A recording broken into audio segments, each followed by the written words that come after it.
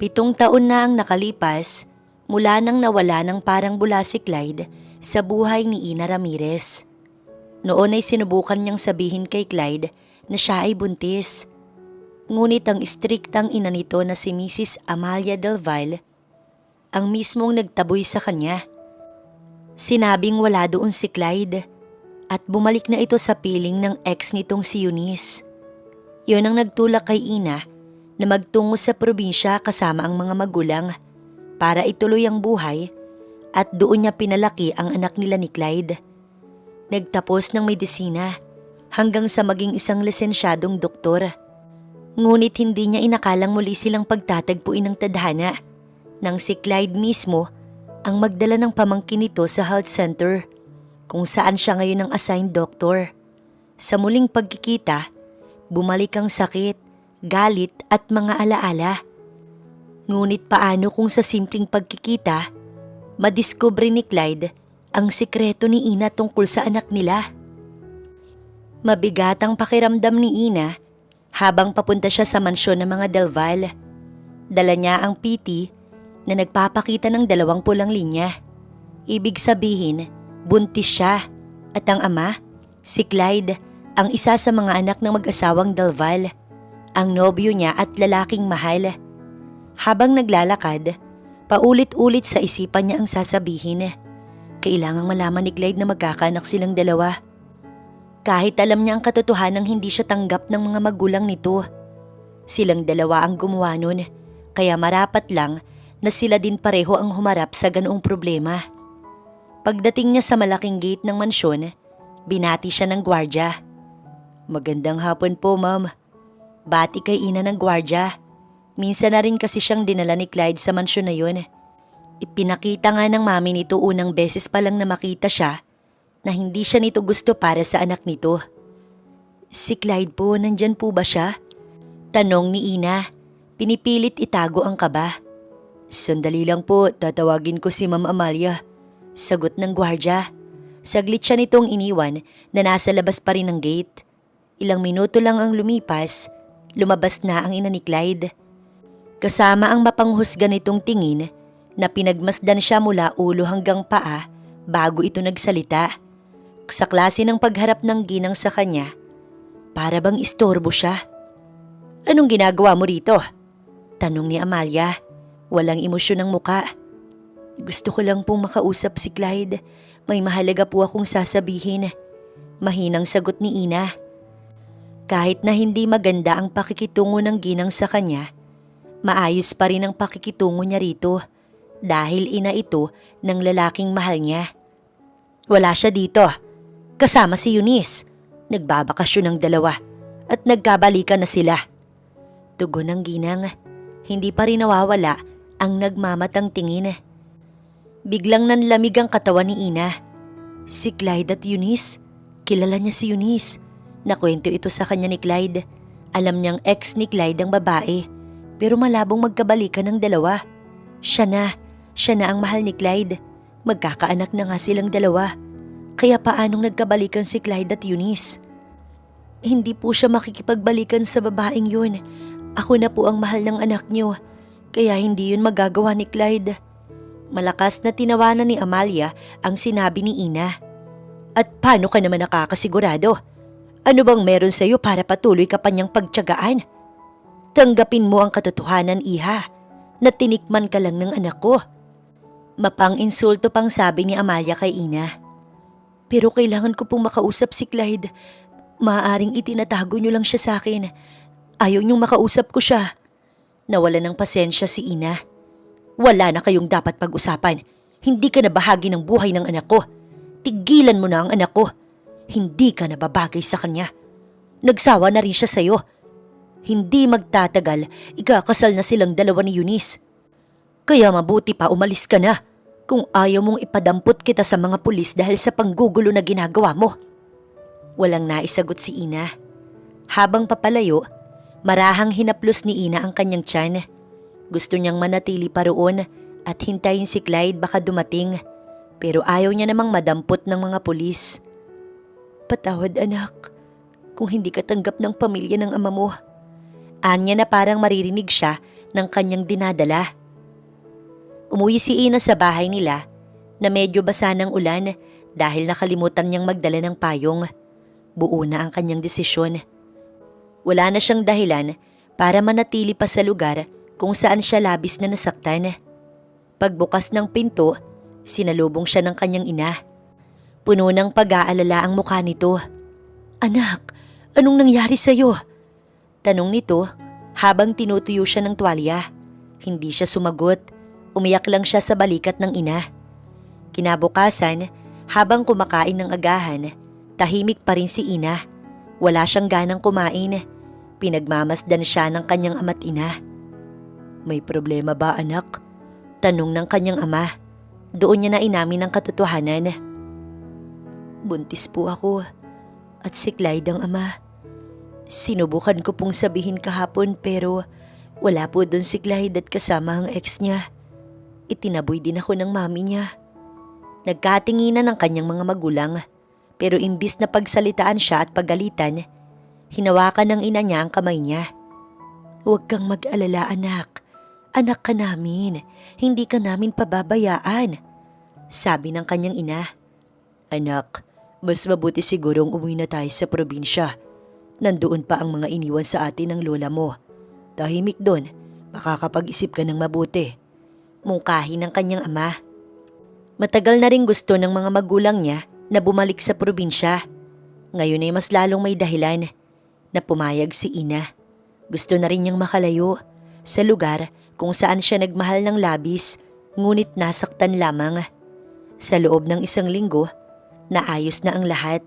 Nag-impake sila ng gamit at bumiyahe pabalik sa probinsya. Pagdating nila, sinalubong sila ng sariwang hangin at katahimikan. May kalakihan din ng bahay, kaya sapat na sapat ito sa kanilang tatlo. Doon nagsimulang muli si Ina. Nag-enroll siya sa universidad malapit sa kanila at ipinagpatuloy ang kursong medisina. Araw-araw siyang nagsusunog ng kilay habang lumalaki ang tiyan niya. Sa bawat pagsipa ng sanggol, pinapaalalahanan siyang huwag sumuko. Sa gabi nagdarasal siya na sana gabayan siya ng Panginoon sa kanyang pagbubuntis at sana mapalaki niya ng maayos ang anak niya. Dumaan ang mga buwan. Nanganak si Ina ng isang malusog na sanggol na lalaki. Pinangalanan niya itong Kian. Katuwang niya ang kanyang mga magulang sa pag-aalaga sa anak niya. Noong mga nakaraang buwan, umasa pa siya na hahanapin siya ni Clyde na nagsisinungaling nga lang ang ina nito sa sinabi sa kanya. Pero walang Clyde na dumating. Doon na siya tuluyang naubusan ng pag-asa. Sa tulong ng kanyang mga magulang, naalagaan niya si Kian habang nagtapos ng pag-aaral. Hindi madali, pero bawat pagod at puyat ay sulit tuwing ngumingiti ang anak niya. Tuluyan niya ng kinalimutan si Clyde at ibinigay ang lahat ng kanyang pagmamahal sa anak niya. Umaasa na hindi na sila muling magkikita. Ngunit kung minsan nga naman, ang tadhana ay may ibang plano. 7 years later.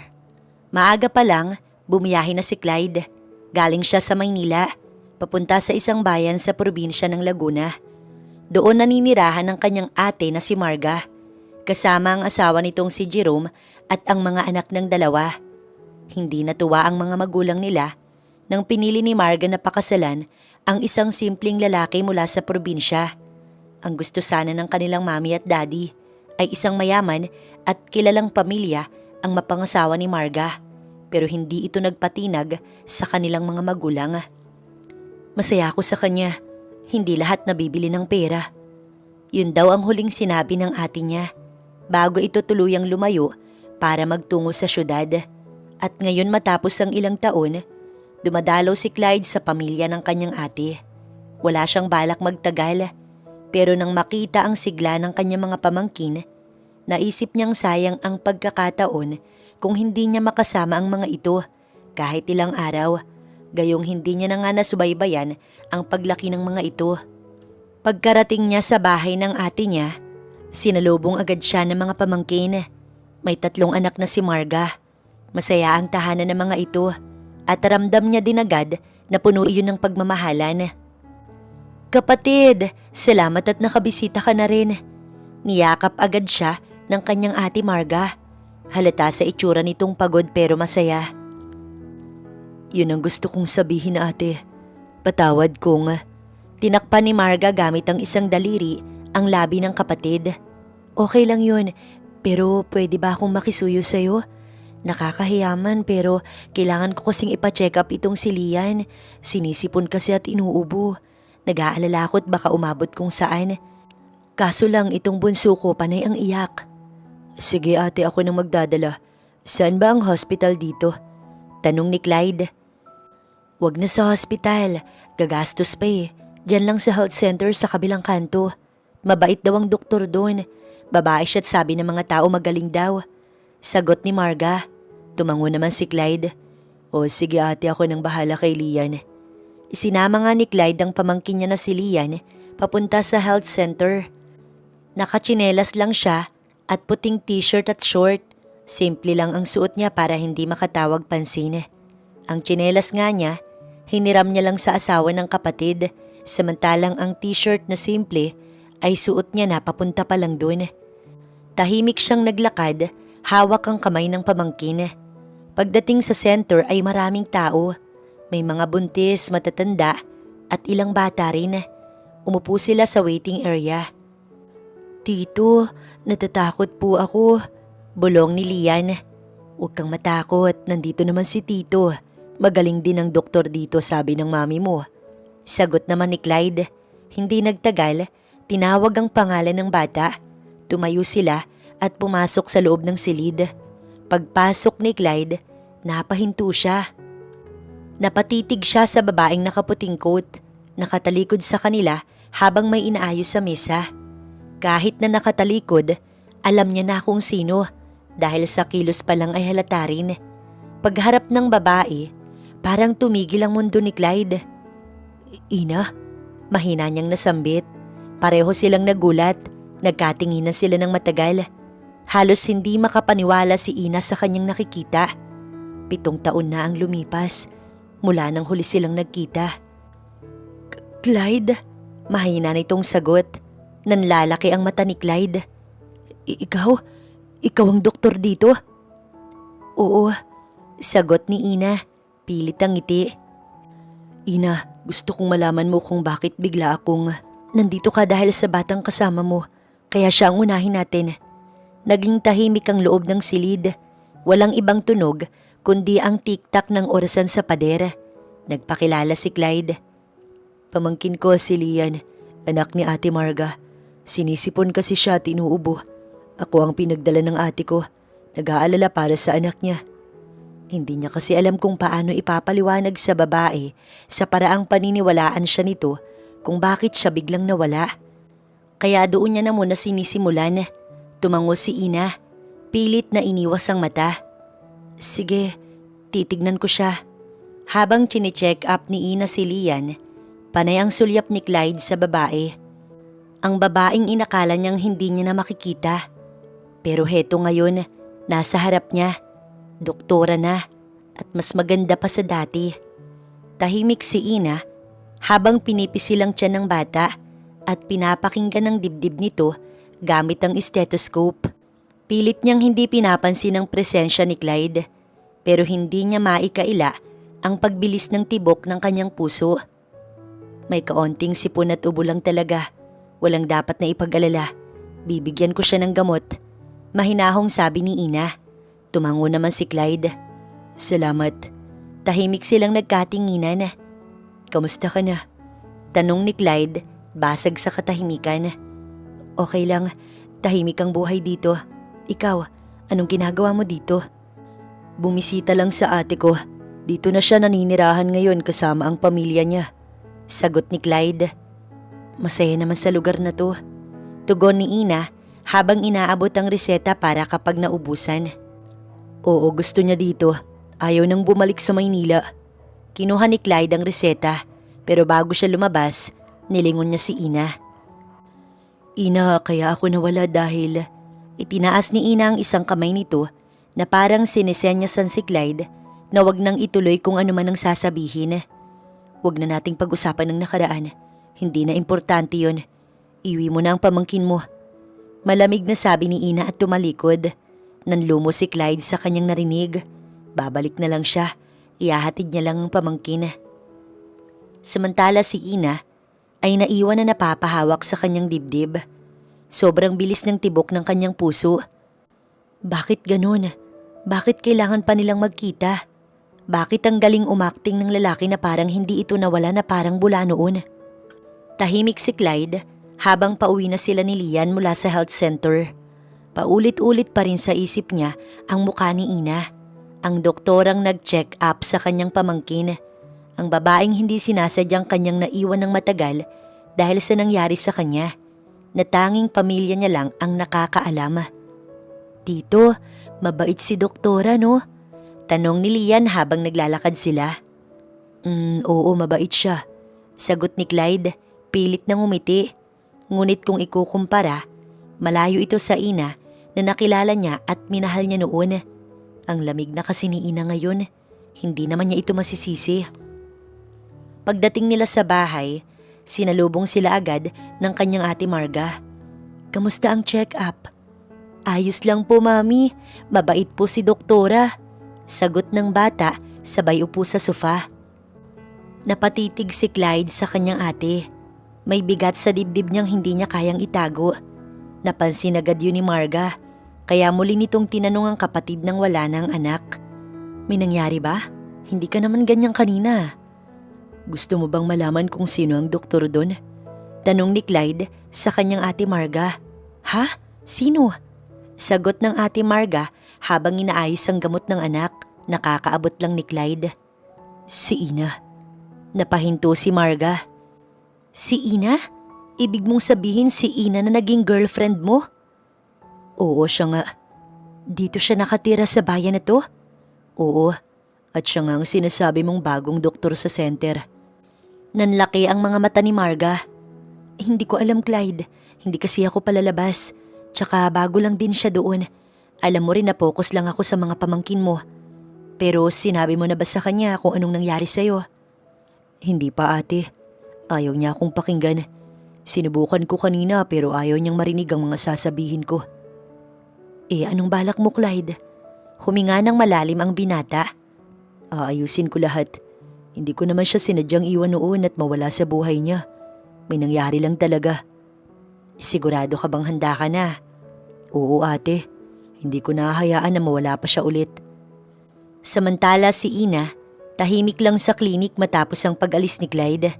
Halos walang pasyente sa hapon kaya nakaupo lang siya. Hawak ang larawan ng anak niyang si Kian. Ramdam niya rin ang pagkalito. Hindi niya alam kung anong mararamdaman niya. Bakit ngayon pa? Kung kailang maayos at tahimik na ang buhay niya. Tsaka pa ito magpapakita na parang wala itong ginawa. Pilit niyang inaayos ang kanyang gamit at tinapos ang mga natirang papel sa mesa. Umaasa na sa pamamagitan noon, makakalimutan niya ang naganap na pagkikita kanina. Paglabas niya ng health center, pumara na siya ng sasakyan hanggang sa dumating siya sa bahay na kanilang tinitirahan. Ang bahay na ito ay naiwan daw ng kanyang lola sa kanila. Sa harapan ng bahay ay agad niyang nakita ang anak niyang si Kian. May hawak itong laruan at abalang-abalang naglalaro ng kotse-kotsehan. Pagkakita nito sa kanya, agad itong tumakbo at yumakap. Mami, welcome home! Masayang bati ng bata. Hawak pa rin ito ang laruan. Malawak ang ngiti nito sa labi. Kaya maging si Ina, napangiti na rin dahil sa anak niya. How's your day? Anya habang pinipilit na magpanggap na ayos lang sa harap ng anak niya. I'm okay po, nagdrawing ako ng family natin. Sabay abot ni Kia ng papel na may guhit nilang dalawa, may araw at bahay. Niyakap niya ng mahigpit ang anak niya. Ikaw ang lakas ni Mami. Yumakap naman pabalik ang bata. Pumasok sila sa bahay. Habang naghahanda siya ng hapunan, hindi maiwasan ni Ina na mapaisip kung kailangan pa bang malaman ni Clyde ang tungkol sa anak nila o hindi na. Agad siyang napailing dahil sa ideyang yun. Hindi niya pwedeng malaman. Hindi pwedeng si Kia naman ang masaktan. Dumako ang tingin niya sa anak na masayang naglalaro na. Buo na ang pasya niya na itatago niya kay Clyde ang tungkol sa anak nila. Ayaw niya nang masira pa ang tahimik nilang buhay. Maaga pa lang ay bumalik na si Clyde sa health center. Hindi siya mapakali magdamag matapos ang pagkikita nila ni Ina. Gusto niyang magpaliwanag. Gusto niyang malaman ni Ina ang buong katotohanan na hindi niya gustong mawala sa buhay nito ng ilang taon na yun. May dahilan ng lahat. Pagkarating niya sa center, nakita niyang abala si Ina sa pag-aasikaso ng mga pasyente. Suot nito ang kanyang puting coat, nakaayos ang buhok at may suot na salamin. Maganda pa rin ito. Mas lalo pang gumanda sa paningin niya. Hindi niya maiwasang mapangiti kahit alam niyang galit sa kanya ang babae. Lumapit si Clyde. Ina, mahina niyang tawag. Napalingon si Ina at nang makita siya, agad itong sumeryoso. Anong ginagawa mo rito? Gusto kitang makausap. Kung wala ka namang kasamang pasyente, wala tayong dapat na pag-usapan. Malamig na tugon ni Ina. Hindi pa ako tapos, Ina. Pakinggan mo naman ako kahit sandali lang. Pero tayong dalawa tapos na, Clyde. Ikaw ang tumapos, di ba? Nang puntahan kita sa mansyon nyo dahil may sasabihin sana ako sa'yo pero wala ka. Sabi ng magaling mong ina. Kasama mo raw si Eunice. May sinabing ganoon si Mommy. Hindi niya makapaniwalang sabi. Alam mong sa ating dalawa, hindi ako ang sinungaling kung hindi ikaw. Ina, mahal kita. Hindi ko magagawang sinabi sa'yo ni Mommy. Tama na, Clyde. Sabat ni Ina, habang pabulong pero matalim ang kanyang boses. Matagal ko nang tinanggap na wala ka. Huwag mo nang guluhin pa ang buhay ko. May tumawag kay Ina mula sa waiting area. Isang matandang babae na may kasamang bata. Doktora Ina, kami na po ba? Sandali itong tumingin sa pasyente at saka muling hinarap si Clyde. Umalis ka na, may mga pasyente ko. Pero hindi pa rin gumalaw si Clyde. Ina, may nangyari sa akin, kaya hindi agad ako nakabalik. Naaksidente ako, Ina. Tumikhim si Ina at kumuha ng clipboard. Tila wala itong naririnig, ngunit bigla na lamang tumunog ang cellphone nito. Kinuha nito mula sa bulsa ng coat at sinagot yun. Hello, baby? Oo, mamaya uuwi na ako. Masayang sabi ni Ina sa kabilang linya. Nakangiti ito habang kausap ang nasa kabilang linya. Bagay na hindi magawa sa kanya. Matalim ang tingin ni Clyde. Hindi niya maiwasang maramdaman ang kirot sa dibdib. Sino ang kausap ni Ina? At bakit nito tinawag na baby? Pagkababa ng telepono ay agad siyang nagtanong. Sino yun? Nobyo mo? Napangiti si Ina. Tila ba naaliw sa tanong niya. Ano sa tingin mo? Oo, may nobyo na ako. Proud pa nitong sabi. Nanlaki ang mga mata ni Clyde. Pakiramdam niya, binuhusan siya ng malamig na tubig. Hindi niya alam kung anong mararamdaman niya. Ang bilis mo namang makahanap ng iba, sabi ni Clyde habang pinipigil ang emosyon. Ilang taon na ang lumipas, Clyde. Hindi ako ang nawala kung hindi ikaw. Pinili mo si Eunice tapos ngayon, nagkukunwari ka na hindi mo ginawa yun. Para ano? Para muling guluhin ang buhay ko? Ang buhay namin? Sagot ni Ina. Guluhin ang buhay mo? Hindi yun ang gusto ko. Gusto kong maging parte ulit ng buhay mo. Biglang nanahimik si Ina. Alam niyang muntik na siyang madulas, kaya agad siyang umiling at binago ang usapan. Mabuti na nga lang at hindi nito naintindihan ang kanyang sinabi. Wala ka ng karapatan na kausapin ako, Clyde, kaya lumabas ka na dahil hindi ito ang lugar para sa'yo. Dagdag pa ni Ina. Ayoko pang umalis hanggat hindi ko nalalaman ang totoo kung bakit bigla kang nawala. Ano pang sinabi sa'yo ni Mommy? Totoo? Napangiti si Ina. Ngunit bakas ang pait sa boses. Ang totoo, hindi ko na kailangan ng paliwanag mo. Hindi ko na kailangan ng kahit anong koneksyon sa'yo. Masaya na ako ngayon at ayokong sirain mo yun. Muli ay tinawag ng nurse si Ina para sa susunod na pasyente. Bago siya pumasok sa consultation room, lumingon siya kay Clyde. Huling beses na to, huwag ka nang bumalik. Hindi mo na ako kailangan at mas lalong hindi kita kailangan. Tuluyan na siyang pumasok sa loob ng kwarto.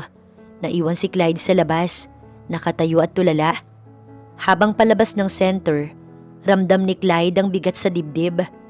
Kung ganoon, may kung ano palang sinabi ang mami niya kay Ina, kaya ito umalis. At hindi totoo ang sinabi ng mami niya na hindi na nagpakita pa si Ina, na pinahanap din ito ng babae ngunit wala pala. Pagkatapos ng tensyon sa health center, umuwi si Clyde sa bahay ng ate niyang si Marga. Tahimik lang siyang nakaupo sa sala. Hawak ang isang tasa ng kape na halos hindi niya mainom. Hindi siya mapakali. Sa isip niya, paulit-ulit ang mga sinabi ni Ina na umalis siya, na sinabi ng kanyang mami na kasama niya si Eunice. Hindi niya na napigilan at agad niyang tinawag ang kanyang ate. Ate, may gusto kong itanong. Lumapit si Marga mula sa kusina, bit-bit ang isang platito ng tinapay. Bakit mukhang seryoso ka? Nung naaksidente ako nun, may sinabi daw si mami kay Ina na kasama ko si Eunice. Alam mo ba yun? Nanlaki ang mga mata ni Marga. Ano? Sinabi yun ni mami kay Ina? Oo, at dahil dun, inisip niya na kaya ako nawala dahil kasama ko si Eunice. Which is not true. Wala ka ba talagang alam noon kahit konti? Wala, Clyde. Alam mo namang sa negosyo lang ako nakatutok. Ang alam ko lang pagkatapos ng aksidente, dinala ka nila mami sa States. Napahilot si Clyde sa kanyang sentido. Parang sasabog ang ulo niya sa dami ng iniisip. Hindi ko alam kung anong uunahin ko. Ang pagsuyo kay Ina o ang kumprontahin si mami. Gusto ko sanang malaman ang buong katotohanan, pero gusto ko ring malaman kung may pag-asa pa ako kay Ina. Umupo si Marga sa tabi ng kapatid. Kung ako ang tatanungin mo, unahin mo si Ina. Kasi siya ang nasaktan. Siya ang nag-akalang iniwan mo siya dahil kay Eunice. Salamat, ate. Napabuntong hininga si Clyde. Kinabukasan, maaga siya ulit na nagpunta sa health center. Hawak-hawak niya ang isang supot ng prutas. Plano niyang magpakumbaba ulit kay Ina. Kahit na hindi siya sigurado kung papansinin siya nito.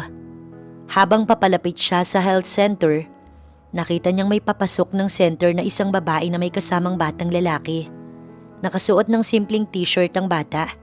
May dala itong maliit na bag at mukhang sanay na sa lugar. Mabilis na naglakad papalapit si Clyde. Si Doktora Ina po, tanong ng babae habang hawak sa kabilang kamay ang bata. Biglang bumilis ang tibok ng puso ni Clyde, lalo na nang madako ang tingin niya sa bata. Ngunit hindi ito ang gumulat sa kanya. Ang kinagulat niya ay ang sumunod na nangyari. Dali-daling tumakbo ang bata papunta kay Ina na kasalukuyang kausap ang isang pasyente. Mommy! Sigaw ng bata. Napalingon si Ina at agad itong umiti. Lumuhod ito at sinalubong ang yakap ng bata. Oh baby ko, bakit ka nandito? Masayang bati ni Ina. Napahinto si Clyde sa kinatatayuan niya. Nanigas ang kanyang katawan. May anak na si Ina. Natuon ang tingin niya sa bata. Tinitigan niya ang bata. Nang tuluyang masuri ang mukha nito, doon niya tuluyang napagtanto na kahawig niya ang batang lalaki. Hindi siya makagalaw. Parang nanuyo ang kanyang lalamunan. Ipinasok na muna ni Ina ang anak sa isang silid doon kung saan nagpapakonsulta ang mga pasyente. Lumapit siya sa pinto ng consultation room at hindi sinasadyang narinig ang usapan. Dinala siya ni Aling Puring doktora. Gusto daw po ng bata dito. Sabi ng babae kay Ina. Salamat po Ate Luz. Sagot ni Ina habang kalaro na ang bata. Doon na napansin ni Ina si Clyde sa labas.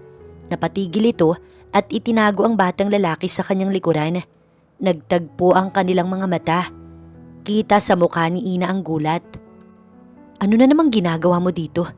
Tanong nito habang itinatago pa rin ang anak. Hindi agad nakasagot si Clyde. Sa halip, itinuro niya ang bata. Siya ba ang baby na katawagan mo? Ibig sabihin wala kang nobyo? Tanong ni Clyde, baka sa boses niya ang kaba. Ano bang pakialam mo? Inis na sagot ni Ina.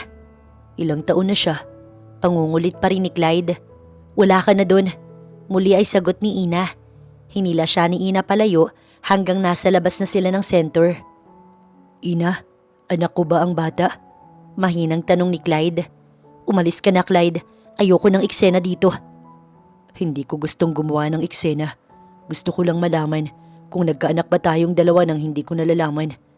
Wala kang kailangang malaman Clyde, kaya mabuti pa umalis ka na. Ngunit hindi umalis si Clyde. Bagkus pumasok siya sa loob ng silid at pumantay sa batang naglalaro doon. "Hello po, sick po kayo? Check up kayo ng mami ko?" Masiglang tanong ng batang lalaki na pinakatitigan lamang ni Clyde, samantalang si Ina napatakip na lang sa kanyang bibig. Nang makita yun ni Clyde ay alam niya na ang sagot kahit wala pang sinasabi si Ina. "Kamukha ko ang bata, Ina, kaya hindi mo maikakailang anak ko siya." Nasa center pa sila. Tapos na ang check-up. Nakauwi na rin ang ibang nagtatrabaho. Tanging si Ina na lang, Clyde at ang anak nila ang naroon pa. Nasa labas sila ng consultation room habang ang anak nila nasa loob at naglalaro doon. "Ang lakas ng loob mong magsalita ng ganyan pagkatapos mong paniwalain sa lahat ng kasinungalingan mo." Saad ni Ina. "Ina, hindi mo sinabi sa akin ang tungkol sa kanya na buntis ka. Kaya paano ko malalaman? Paano mo malalaman kung wala kang at nandoon kay Eunice? Kasama mo siya habang ako nasa mansyon niyo para sabihin sa'yo na buntis ako. Tapos itinaboy ako ng mami mo." "It's not true, Ina. Hindi dahil doon kaya nawala ako. Kaya wala ako sa mansyon nang pumunta ka. Naaksidente ako, Ina. Naaksidente ako. Dinala sa ibang bansa at ilang taon akong comatose dahil sa aksidenteng yun. Nagsinungaling ang mami ko sa'yo. Hindi siya nagsabi ng totoo." Tumawa lang si Ina. "At sa tingin mo, mapapaniwala mo ko? Tama na ang katangahan ko nang maniwala ako na mahal mo ko, Clyde." Sinubukan siyang hawakan ni Clyde, ngunit umiwas si Ina. "Umalis ka na. Pabayaan mo na kami ng bata. Hindi kita kailangan at ang mata pobre mong ina. Masaya na kami ng bata sa buhay namin ngayon. Hindi ka niya kailangan." "Bawat bata'y kailangan ng ama, Ina. Kailangan ako ng bata." "Mami, nag-aaway po ba kayo?" Lumabas ang bata. Siguro'y narinig ang pagtatalo nilang dalawa. Pumantay si Ina sa anak sabay iling. "No baby, nag-uusap lang kami." Tumingin ang bata kay Clyde. "Friend ka po ba ng mami ko?" Makahulugang tinignan ni Ina si Clyde na tila ba nagsasabing aayusin ni Clyde ang magiging sagot nito. "Yes, little man. Okay lang ba?" Tumingin muna ang batang si Kian sa mami nito bago muling ibinalik ang tingin kay Clyde. "Okay po." Napangiti na lang si Clyde tsaka nito ginulo ang buhok ng bata. "Ihahatid ko na kayo," ani Clyde sa mag-ina. "Mami?" Kinalabit ni Kian ng ina. "Sama tayo sa kanya, Mami." Nang tignan ni Ina si Clyde, nakangiti na ito. Ginamit nila ang sasakyan ni Clyde. Tuwang-tuwa naman ang bata. Sanay kasi ito na tricycle lamang o jeep ang nasasakyan. Plano na sana ni Ina na bumili ng sasakyan. Kaso lamang ayaw ng tatay ni Ina dahil baka maaksidente pa siya dahil doon. "Nice car, Mommy," sabi ni Kian habang sila ay nasa biyahe. Napangiti si Clyde sa sinabi ng anak. Nang sinabi ni Ina na nasa harap na sila ng bahay ng mga ito, ay tumigil na si Clyde sa pagmamaneho. Nauna siyang bumaba para pagbuksan ng pinto ang mag-iina. "Thank you po," ngiting sabi ni Kian sa lalaki na lingid sa kaalaman ng bata ay tunay nitong ama. "Welcome." Ginulo pa nito ang buhok ng bata. Pinauna namang pumasok ni Ina ang bata sa loob ng bahay. "Gusto ko na ikaw mismo magsabi sa anak natin na ako ang daddy niya." Papasok na rin sana si Ina nang sabihin iyon ni Clyde. Humarap siya sa lalaki. "Umuwi ka na, Clyde." Pero yun lang ang sinabi niya. "Anak, anong..." Nagulat ang ina ni Ina nang makita si Clyde. Nagsalitan pa ang tingin nito sa dalawa hanggang sa niyaya na ito ni Ina na pumasok na sa loob ng bahay. Anong ginagawa dito ng lalaking yun? Tanong agad kay Ina ng nanay niya nang makapasok sila sa loob ng bahay. Maging ang tatay niya ay nagulat din. "Sinong lalaki?" "Si Clyde." Sagot niya na hindi makatingin. "Ano? Huwag mong sabihin na makikipagbalikan ka sa lalaking yun pagkatapos ng ginawa niya sa'yo." Pangungwestiyon ng tatay ni Ina sa kanya. "Tay naman, alam niyo namang hindi na ako magpapakatanga pa ulit." "Mabuti naman kung ganun. Mag-focus ka na lang sa anak mo." Nang maiwan ni Ina ang mga magulang, nagkatinginan na lang ang mag-asawa. Samantala sa bahay ng ate ni Clyde, tumunog ang telepono ni Marga. Nakaupo ito sa sofa nila habang umiinom ng kape. Tulog kasi ang mga anak kaya nakakapagpahinga. Pagkasilip niya sa screen, nakita niya ang pangalan ng kanyang ina. Napalunok siya ng laway bago sinagot ang tawag. Hello po ma, bati ni Marga. Marga, kamusta ang kapatid mo? Wala ba siyang sinasabi sa'yo? Tanong agad ng ginang, walang kahit na anong paunang bati. Medyo kinabahan si Marga. Wala naman po ma, bakit niyo po na itanong? Siguraduhin mong wala kang sinasabi Marga. Alam kong narinig mo noon ang usapan ni Ina at ako, pero pinatahimik kita hindi ba? Ayokong maungkat ang nakaraan. Pinagbigyan na kita kaya wag mo kong pilitin. Natigilan si Marga. Hindi siya makapaniwala na matapos ang ilang taon, hawak pa rin talaga siya ng ina niya sa kanyang leeg. Ma, hindi ko naman siya pinakikialamanan. Tahimik lang ako dito. Mahinang sagot niya. Hindi na sinabi na may alam na ang kapatid dahil lalo lamang itong magagalit. Isa pa, hindi niya alam kung paano niya nagawang umakting sa harap ng kapatid na wala siyang alam sa sinasabi nito nang banggitin ang tungkol sa sinabi ng ina nila kay Ina. Mas mabuti kung ayaw mong magulo ang buhay mong maayos na ngayon. Wag na wag mong aaminin ang nalaman mo noon sa akin. Ayoko nang may gumulo pa sa plano ko. Naiintindihan mo? Tumango si Marga kahit alam niyang hindi siya nakikita sa telepono. Opo ma. At tuluyan nang ibinaba ng ina niya ang tawag. Napaupo na lang siya sa sofa na nanghihina. Bumalik naman si Clyde sa bahay. Halatang pagod ito at may kung anong lungkot sa mga mata.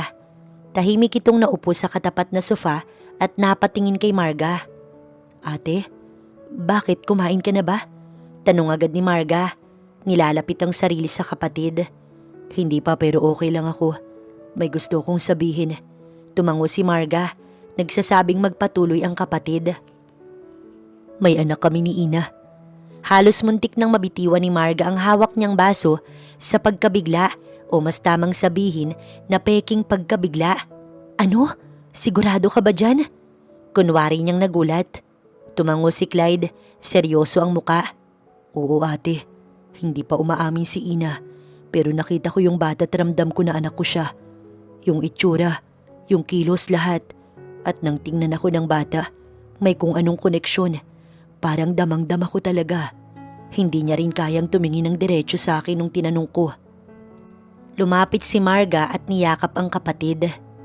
Clyde, pasensya ka na kung hindi ko alam. Wala akong alam sa nangyari nun, pero gusto kong malaman mong wala kang kasalanan. Nangyari ang lahat ng mga bagay na ito at hindi mo kontrol. Hindi ko maintindihan kung bakit nagawang magsinungaling ni Mami sa kanya. Kaysa sabihin na lang na naaksidente ako. Sinabi niya pang si Ina ang bigla na lang nawala. Nang sasabihin niya na sana ang nangyari sa akin, yun pala'y may ginawa siya. Siguradong may dahilan siya, Clyde. Mahina lang ang sagot ni Marga. Bagaman sa loob-loob niya ay gusto niya nang isiwalat ang buong katotohanan. Pero tumatak sa isip niya ang banta ng kanyang ina. Pero ate, kung totoo ngang anak ko ang batang yun, hindi ko hahayaang lumaki siya na hindi ako kasama. Gusto kong bumawi. Gusto kong ipakita kay Ina na handa akong panagutan silang mag-ina. Hinawakan ni Marga ang kamay ni Clyde. Gawin mo kung anong sa tingin mo ang tama. Pero dapat, handa ka rin sa kung anong maaaring mangyari. Mahirap ang sitwasyon, Clyde. Alam ko ate, pero mas mahirap kung magpapanggap akong okay ako habang alam kong may anak ako at hindi ko siya kasama. Sasabihin mo ba kanila mami ang tungkol sa bata? Wala akong balak na sabihin. Napayuko si Marga. Ilang sandali siyang natahimik bago muling nagsalita. Handa ka bang kalabanin ng ina natin, Clyde? Kung yun ang kailangan para makasama ko ng matiwasay ang mag-ina ko, oo. Tumango si Marga. Kung ganon, suportahan kita. Basta siguraduhin mo lang na wala kang pagsisisihan. Wala ate. Ang tanging pinagsisisihan ko ay hindi ko nalaman ang lahat ng mas maaga. At ang pagsunod ko kay mami noon kaya nangyari ang aksidente. Kinabukasan, muling umalis si Clyde ng maaga para puntahan si Ina at ang kanyang anak. Samantala si Marga naman ay naiwan sa bahay. Malalim ang iniisip. Sa kabila ng pangakong susuportahan ng kapatid, ramdam niya ang bigat ng lihim na kanyang itinatago. Alam niyang narinig niya noon ang usapan ni Ina at ng kanilang ina. Alam niya ang buong istorya, kung paano itinaboy ng ina nilang lumayo si Ina at kung paanong ginamit ang pangalan ni Eunice para masira ang tiwala nito kay Clyde. Pero pinili niyang manahimik, pinili niyang wag makailam. Ngayon ay hindi na siya sigurado kung tama pa ba ang kanyang katahimikan. Flashback. Magulo ang gabi na iyon para kay Clyde. Gusto niyang pakasalan na si Ina kahit na hindi pa ito tapos ng pag-aaral. Pero siya, tapos naman at nagmamasteral na lang. Kakauwi lang niya nang salubungin siya ng mami niya. Clyde, puntahan mo si Eunice. Sinasabi niyang magpapakamatay siya. Hindi ko siya mapigilan sa telepono. Gawin mo to para sa pamilya natin. Utos ng kanyang ina. Nakahawak ito sa kanyang mga braso. Mami, tapos na kami ni Eunice. Matagal na kaming tapos.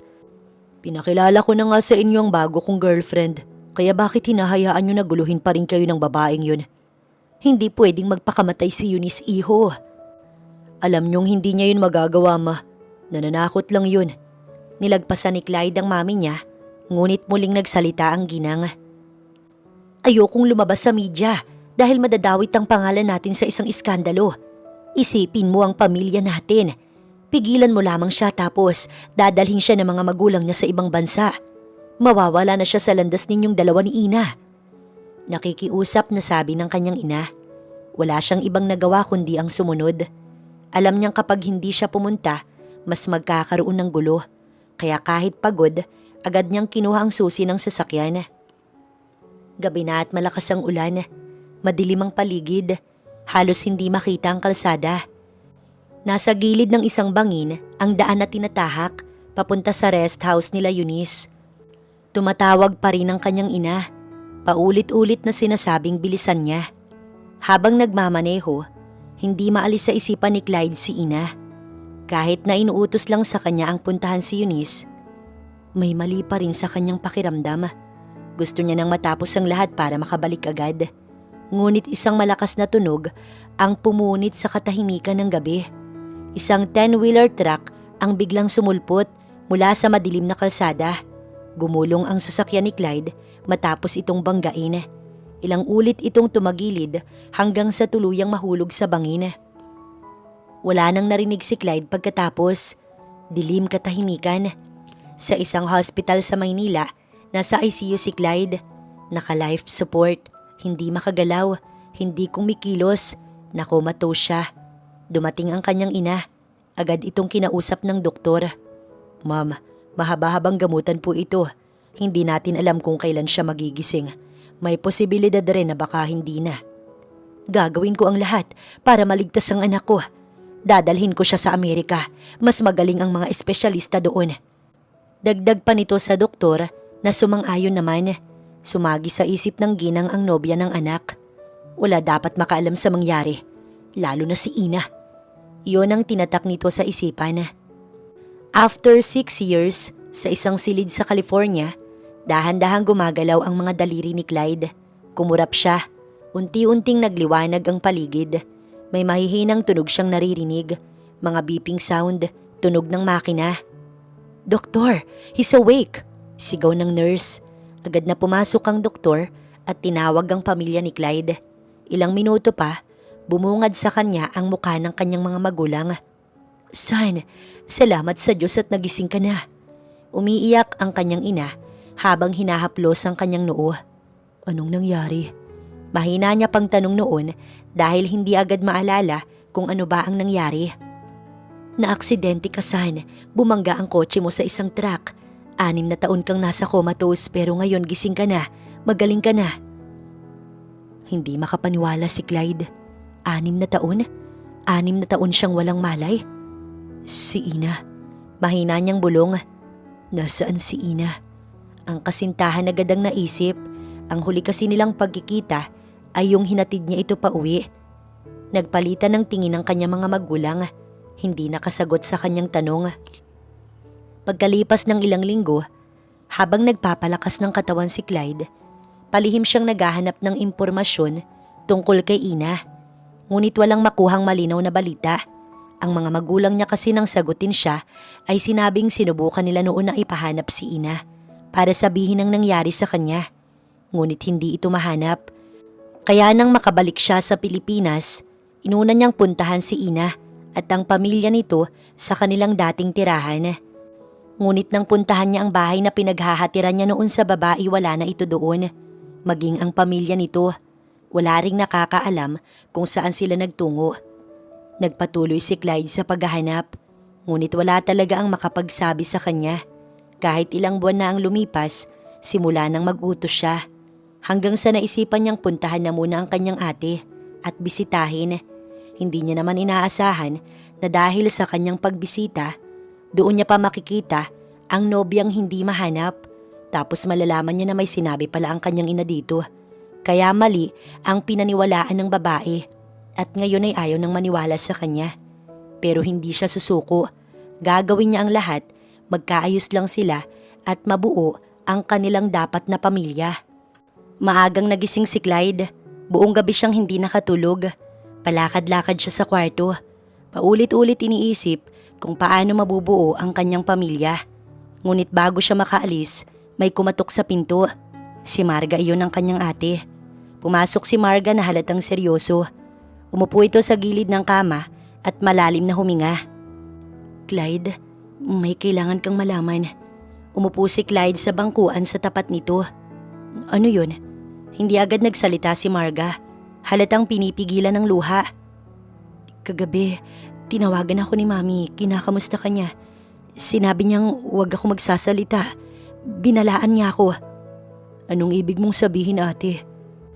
Narinig ko sila noon, si Mami at si Ina, pero ang sabi ni Mami sa kanya, kasama mo raw si Eunice na nagkabalikan kayong dalawa, na pinaglaruan mo lang si Ina. At kayo ni Eunice ang malapit ng ikasal. Ipapadampot niya pa nga daw si Ina kapag hindi umalis, kaya hindi na nasabi ni Ina ang importanteng sasabihin sa'yo. Tulala si Clyde at hindi siya agad makapagsalita. At ngayon, ako ang pinagbantaan niya na huwag magsasalita. Pero hindi ko na kaya. Ayoko mas lalo kang masaktan, Clyde. Dapat malaman mo ang katotohanan. Napahawak si Clyde sa kanyang ulo. Anong klase siyang ina? Pupuntahan ko si Ina at ang anak ko. Dumiretso si Clyde sa health center. Pagdating niya roon, nakita niya agad si Ina sa labas. May kausap na buntis na pasyente. Tahimik siyang naghintay sa gilid. Nang makaalis ang pasyente, tsaka siya lumapit. Ina, anong ginagawa mo dito, Clyde? Pwede ba tayong mag-usap pakiusap? 5 minuto lang. Kung ayaw mo pa rin pagkatapos, hindi na ako babalik. Tahimik lang si Ina, pero makalipas ang ilang segundo. Sige, 5 minuto. Umupo sila sa isang lumang upuan sa gilid ng puno. Malapit lang sa center, pero may konting privacy. Ina, panimula ni Clyde. Hindi ko talaga alam kung paano ko sisimulan to, pero ito ang kailangan mong marinig para paniwalaan mo na ako. Tahimik lang si Ina, nakatingin sa malayo. 6 na taon ako na comatose. Naaksidente ko noong araw na inutusan ako ni Mami na puntahan si Eunice. Sabi niya magpapakamatay daw ito. Gusto niyang pigilan ko. Napalingon si Ina, kita ang gulat sa mga mata. Habang papunta ako sa rest house nila, umuulan ng malakas, madulas ang daan. Hindi ko agad nakita yung truck kaya bumangga ang kotse ko doon. Malakas ang pagkakabangga. Doon nagsimula lahat, Ina. Napalunok si Clyde. Ramdam niya ang bigat ng alaala. Sa halip na ipaalam sa yung dinala nila ako sa States, pinili nilang ilihim ang lahat at pinaniwala ka sa isang kasinungalingan. Humigpit ang hawak ni Clyde sa palad ni Ina. Pagkagising ko, 6 years na ang lumipas. Sila ang nakita ko. Sinabi nilang na aksidente ko. Nakoma ko ng mahaba pero walang binanggit tungkol sa'yo. Tahimik lang si Ina, pero baka sa mukha nito ang pagkalito. Narinig ni ate ang usapan ninyo ni Mami. Ang pagsisinungaling niya sa'yo. Tumingin si Clyde sa mga mata ni Ina. Pero hindi yun totoo, Ina. Hindi kita magagawang iwan para kay Eunice. Wala akong ibang gustong pakasalan kundi ikaw. Kung hindi nangyari ang aksidente, hindi naman ako mawawala at kasal na dapat tayo ngayon. Napaluha si Ina pero agad niya iyong pinunasan. Alam mo ba kung gaano ko nasaktan? Ilang taon ako naghintay ng sagot. Ilang taon kong pinalaki si Kian na mag-isa. Alam ko't hindi ko yun mababawi, pero handa akong bumawi. Handa akong suyuin ka kahit araw-araw. Basta payagan mo lang akong iparamdam sa'yo na mahal pa rin kita at hindi totoo ang sinabi sa'yo ng ina ko. Clyde? Ina, anak ko ang bata, di ba? Hindi agad nakasagot si Ina, pero kalaunay tumango ito ng dahan-dahan. Oo, ikaw ang ama niya. Gusto kong makilala ko ng anak ko, Ina. Gusto kong ipakilala mo ko sa kanya. Pero Clyde, hindi ko alam kung kaya ko pa. Ang sakit-sakit nang nawala ka noon kahit hindi mo sinasadya. Alam ko pero babawi ako sa iyo at sa anak natin. Hindi na ako mawawala pa, pangako. Tahimik silang dalawa. Hangin lang ang naririnig sa paligid. Maya-maya, nakarinig sila ng isang sigaw. Mommy! Ang anak nila nakasama ang tagapag-alaga, papalapit sa kanila. Nandito na naman ang baby ko, ngiting sabi ni Ina. Nandito ka po ulit? Natutuwang sabi ng bata, napangiti na lang si Clyde. Anak, Mommy needs to tell you something. Ano po yun? Takang tanong ng bata. Tumingin si Ina kay Clyde, nakatabi pa din niya. Nandito tayo kasama ng daddy mo. Tumingin ang bata kay Clyde. Buong akala ni Clyde, matatakot sa kanya ang bata o ano. Pero niyakap siya nito na siya namang naging dahilan ng pagtulo ng luha mula sa kanyang mga mata. Pag-uwi ni na Ina, Clyde at ng kanilang anak sa bahay, sinalubong sila ng malamig na tingin ng mga magulang ni Ina. Tahimik ang paligid, ngunit ramdam ang tensyon. Anong ginagawa mo rito? Tanong ng nanay ni Ina, nakatingin kay Clyde. Sobrang sama nga ng tingin nito sa lalaki. Nay, hindi po kayo dapat magalit kay Clyde. Nakwento niya na po sa akin lahat at ang mami niya ang may kasalanan ng lahat ng to. Sagot ni Ina. Nadala na nila ang anak sa kwarto. Tulog na kasi ito. Matapos ang lahat, babalikan mo pa ang lalaking yan? Singit ng tatay ni Ina. Tay, pakinggan niyo po muna ako. Ang mami ni Clyde ang sumira sa amin. Lahat ng sinabi ko sa inyo na sinabi ng mami niya, pawang kasinungalingan. Nakomato si Clyde kaya siya nawala. At naniwala ka naman. Paano kung inuuto ka lang niyan at nagsisinungaling siya? Pinapaikot ka na naman. Galit na tugon ng kanyang nanay. Nay, tay, please. Si Doña Amalia ang may kasalanan ng lahat ng to. Ani Ina. Ina, kaya kami nagkakaganito ng tatay mo dahil ayaw ka na naming masaktan. Nay, sa ginagawa niyo kayo ang nananakit sa akin ngayon. Ngunit imbis na sumagot, tumalikod ang mga magulang ni Ina at pumunta sa likod ng bahay. Iniwan sila sa sala. Tahimik na naupo si Ina sa sofa, habang si Clyde ay tahimik ding nakaupo sa tabi niya. Ang anak naman nila ay nasa kwarto, natutulog at walang alam sa nangyayari. Makalipas ang ilang minuto, napagpasyahan ni Ina na sundan na ang mga magulang. Tumayo siya at iniwan na muna si Clyde sa loob ng bahay. Nang magpaalam kasi siya, ay tumango si Clyde at si Ina ay tahimik na sumunod sa mga magulang. Sigurado ka bang hindi natin sasabihin sa kanya ang ginawa natin bago niya pa malaman sa iba? Tanong ng kanyang tatay. Binayaran tayo ng ina ni Clyde para ilayo ang anak natin at gusto mo bang magalit sa atin si Ina? Sagot naman ng kanyang nanay. Pero paano kung malaman niya ang totoo? Tanong muli ng kanyang tatay. Hindi niya malalaman kung walang magsasabi. Natulala si Ina sa narinig. Hindi siya makapaniwala na ang mga magulang niya ay kasabwat pala ng ina ni Clyde. Kaya pala nang sabihin niya na nabuntis siya ni Clyde, tapos wala na ang lalakit kasama na ang ex nito, hindi man lang sila nagalit. Bigla siyang napaatras at sa kanyang pag-atras, nasagi niya ang isang paso sa tabi ng pinto. Gumawa iyon ng ingay. Anak! Mabilis na pumasok ng bahay si Ina. Anak! Sigaw pa ng kanyang tatay. Paano niyo yun nagawa? Tanong niya, puno ng sakit ang tinig. Nasa loob na sila ng bahay pare-pareho. Maging si Clyde na hindi alam ang nangyayari ay napatayo na. Anak, ginawa namin yun para hindi ka patuloy na masaktan at sa ikabubuti mo. Paliwanag ng nanay ni Ina. Ikabubuti? Ang ilayo ako dahil utos ng ina ng boyfriend ko na ayaw sa akin? Ang pagsisinungaling sa akin? Galit na tanong ni Ina.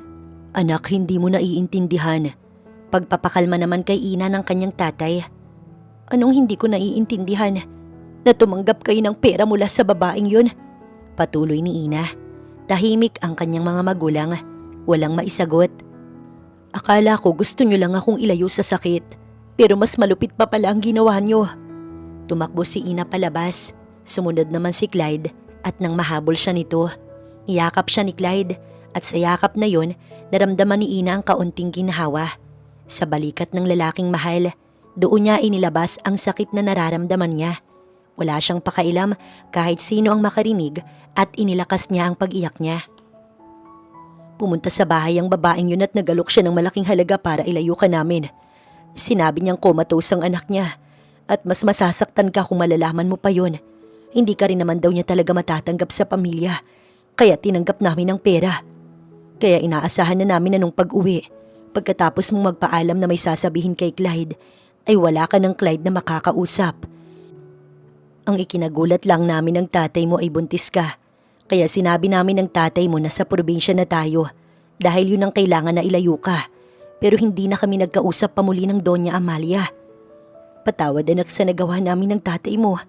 Pero nakatulong ang pera na bigay ng babaeng yun para makapagtapos ka ng pag-aaral.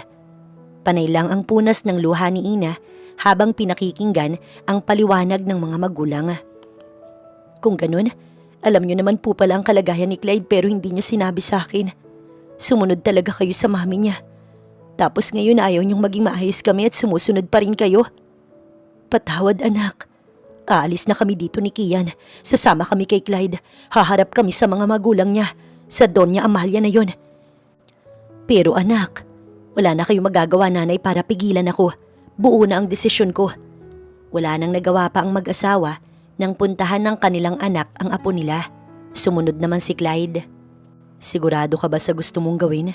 Tanong ni Clyde habang binubuhat ang kanilang mga gamit. Oo naman, kailangan na nating harapin ang lahat.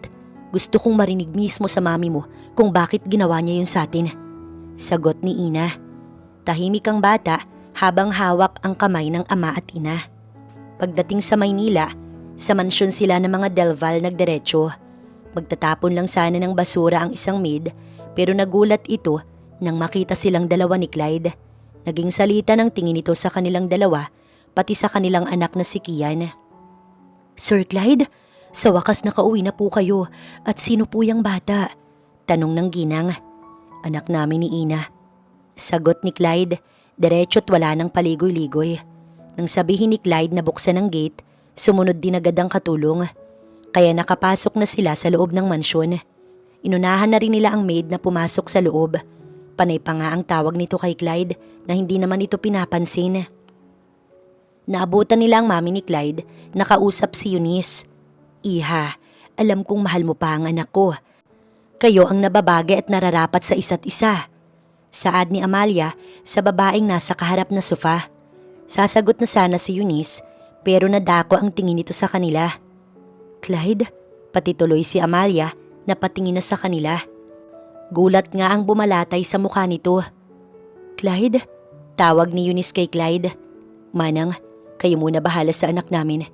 Ibinigay muna ni Clyde ang anak nila kay Manang para wala itong marinig sa magiging usapan. Bakit mo kasama ang babaeng yan? Pangungwestiyon ni Amalia kay Clyde. Bakit mami? Kayo, bakit nyo kausap si Eunice? Mukha namang nahiya si Eunice. Clyde, hindi naman ako papayag sa gusto ng mami mo. And since kasama mo siya, I just wanna tell you na gusto ko nang maging masaya kayo ni Ina. Hindi nyo na ako makikita pa. Lumapit si Eunice at sa harap nila ni Clyde sinabi yun. But iha? Kontra ng mami ni Clyde. Nilingon ito ni Eunice. I'm sorry tita, but hindi ko nahayaan na gamitin niyo pa ako. Ibinalik din ito ang tingin sa kanila. Hinawakan pa nito ang kamay niya na pinakawalan din agad bago tuluyang umalis. Tumingin si Clyde kay Ina, tsaka sa anak nito. Pag-alis ni Eunice, hinarap ni Clyde ang mami. Ngayon ikaw naman mami. Bakit mo kami sinira ni Ina? Tama lang ang ginawa ko anak. Dinala kita sa ibang bansa para doon mas mapabilis ang pagising mo dahil mas magagaling ang mga espesyalista doon. Sagot ng ginang. At anong kapalit nun? Nagkaroon ka ng tsansa na sirain kami ni Ina. Nagsinungaling ka sa kanya. Ginamit mo ang pangalan ni Eunice. Hindi mo sinabi ang totoong kalagayan ko. Galit na sagot ni Clyde. Sinabi mo pa sa akin paggising ko na sinubukan mong ipaalam sa kanya ang nangyari sa akin. Ngunit hindi na sila mahanap. Hindi siya bagay sa'yo. Galing siya sa mahirap na pamilya. Hindi ko hahayaang bumaba ang pangalan natin. Matigas pa ring sagot ni Amalia. Hindi mo ba naisip na tinanggalan mo ng karapatan ng apo mo na makilala agad ang daddy niya? Sabi mo gusto mong gumaling ako, pero habang natutulog ako, sinira niyo ang buhay ko. Pati si ate, pinatahimik niyo at tinakot. Hindi nakasagot si Amalia. Nagsalita si Ina. Kaya niyo ho ba binayaran ng mga magulang ko para ilayo din ako? Napalingon si Amalia kay Ina. Ginawa ko lang ang tingin kong tama para sa anak ko. Sinira niyo ang kasiyahan ng anak niyo. Yun na ba ang tama para sa inyo? Wala kayong kwentang ina kung ganun. Wala ka rin kwentang babae. Hindi ka nababagay sa anak ko. Ayaw talaga nitong patalo. Tama na, Mami. Tumahimik si Amalia, natakot kay Clyde. Kung hindi mo kayang humingi ng tawad kay Ina, dito na natatapos ang relasyon natin bilang mag-ina. Lahat ng ginawa ko'y para sa iyo, Clyde. Pagpupumilit pa rin ito. Hindi ko kailangan ng isang inang tulad niyo. Ng isang inang ayaw akong maging masaya. Tinawag ni Clyde ang maid para kuhanin ang anak nila. Pagbalik ng bata, agad itong yumakap sa kanila. Daddy, Mami, uuwi na po tayo? Tanong ng bata hanggang sa mapatingin ito sa Mami at Daddy ni Clyde. Oo anak, uuwi na tayo. Bumalik ang tingin ng bata sa kanila. Pinagsalikop ni Clyde ang kamay nilang dalawa at sabay silang lumabas ng mansyon. Naiwan si Amalia na napatingin sa asawa. Tama na ang pagkonsinti ko sa iyo, Amalia. Dahil mahal kita, hayaan mong maging masaya ang mga anak natin sa buhay na gusto nila. Lalo na si Clyde, maawa ka sa anak at apo mo. Sabi ng Ginoo at tinalikuran ng asawa.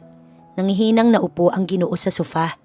Samantala si Clyde, nagpa siyang manirahan na lamang kasama sila Ina sa probinsya. Katulad ng ginawa ng ate Marga nito. Gusto daw ng lalaki na maging malaya at kasama ang pamilya. Pagkalipas ng 1 linggo mula nang tuluyang kumalas si Clyde sa pamilya niya at bumuo ng panibagong simula kasama sina Ina at Kian, isang araw ay may bumisita sa kanila sa probinsya. Hindi inaasahan ni Ina ang pagdating ng ama ni Clyde. May bitbit itong mga pasalubong para kay Kian at may dala rin itong mga prutas at pagkain mula sa Maynila. Nagulat si Ina, ngunit pagalang pa rin siyang bumati. Si Clyde naman, napatingin lang sa ama, hindi agad nakapagsalita. Kung ganoon, alam pala nito kung nasaan sila. Mabuti at hindi nito sinama ang mami niya. Apo, halika nga rito. Masayang wika ng matandang lalaki, sabay bukas ng kanyang mga bisig. Si Kian ay dali-daling lumapit at yumakap sa kanyang lolo. Napangiti si Ina sa tagpong yun. Hindi niya inaasahan na magiging ganoon kabilis ang loob ni Kian sa kanyang lolo. Si Clyde ay napakamot sa ulo. Tila naguguluhan pa rin sa pagbisita ng ama. Clyde, son, alam kong galit ka pa rin sa akin, pero nandito ko para hindi ipilit ang sarili ko.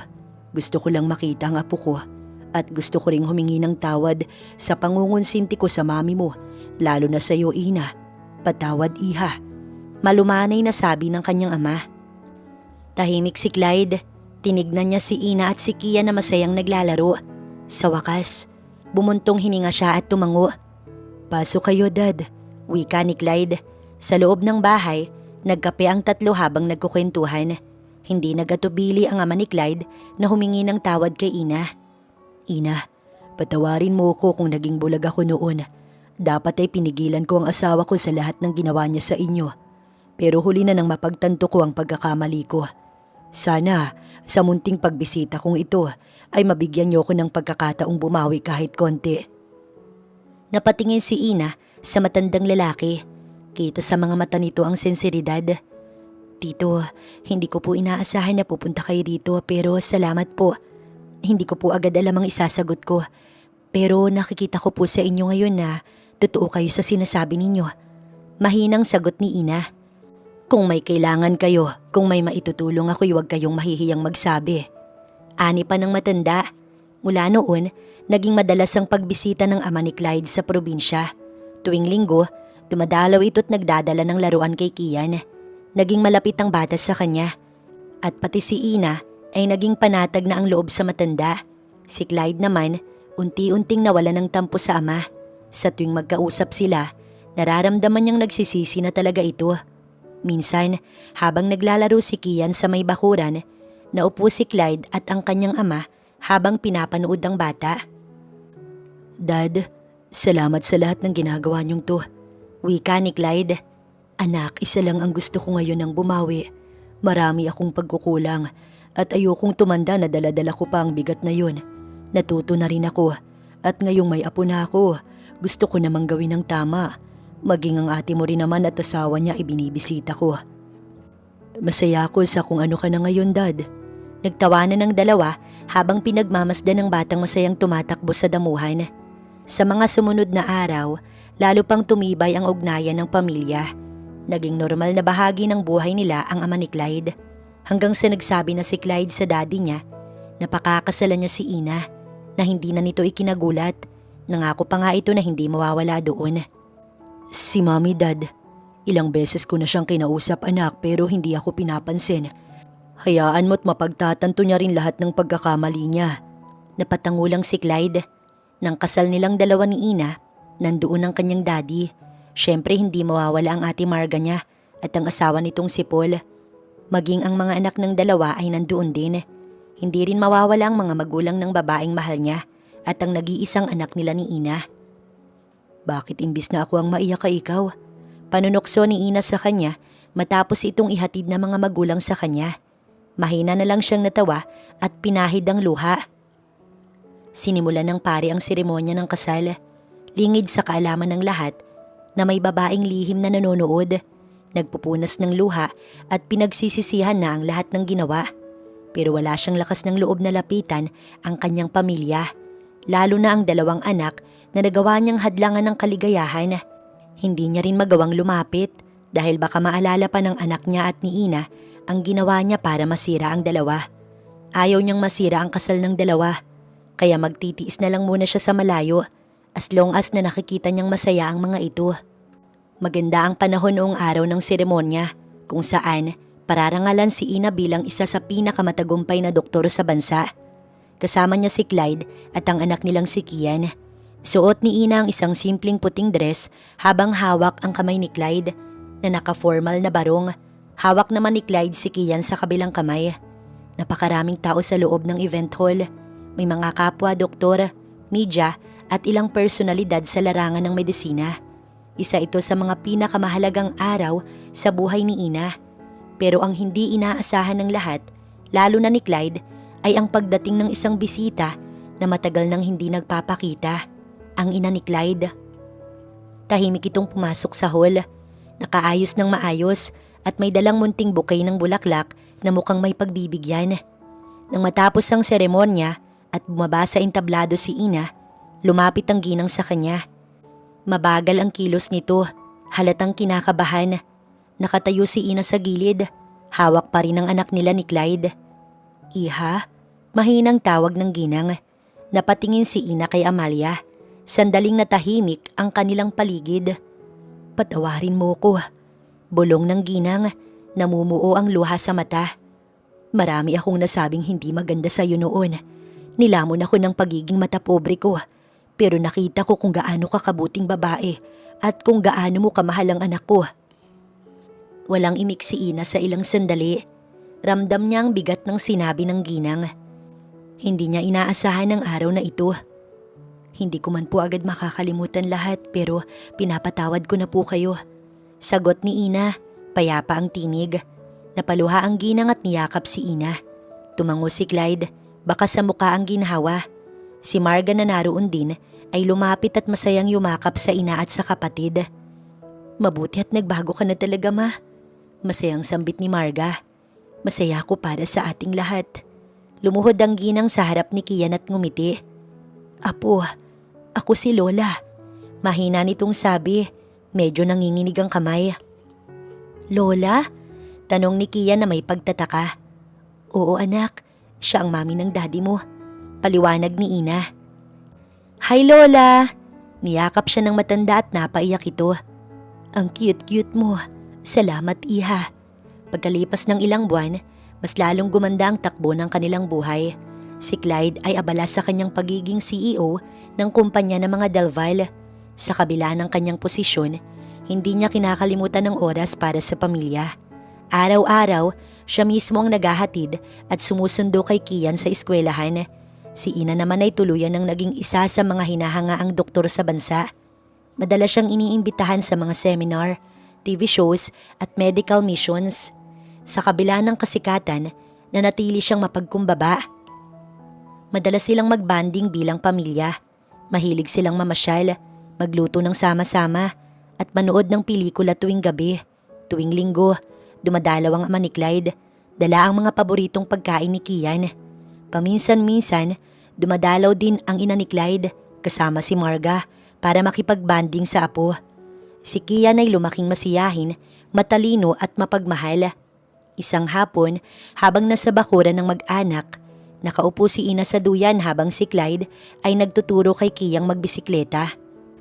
"Dahan-dahan lang, little man," wika ni Clyde habang hawak ang likod ng bisikleta. "Ako na po, Daddy, kaya ko na," masayang sigaw ni Kian. Nang makawala ito sa pagkakahawak ni Clyde, tuloy-tuloy pa rin ang pagtakbo ng bisikleta. "Ang galing mo, anak," sigaw ni Ina habang pumapalakpak. Tumakbo si Clyde papunta kay Ina at umupo sa tabi nito. "Hindi ko akalaing mararating natin to," mahina niyang sabi. "Ni ako hindi rin," sagot ni Inang nakatingin sa langit. "Pero heto tayo, masaya na." Hinawakan ni Clyde ang kamay niya. "Salamat sa lahat, wife. Salamat sa pagmamahal mo." "Salamat din, Han, kasi hindi ka sumuko," sagot ni Ina habang nakangiti. Nagpalitan sila ng tingin, puno ng pagmamahal at pag-asa. Sa kabila ng lahat ng sakit, ng pagkakahiwalay, ng kasinungalingan at pagkukulang, nakahanap pa rin sila ng daan pabalik sa isa't isa. At ngayon, sama-sama nilang binubuo ang isang masaya at matatag na kinabukasan. Walang masigit pa sa ganitong klaseng happy ending, kung saan pinili nilang magmahal, magpatawad at magsimulang muli.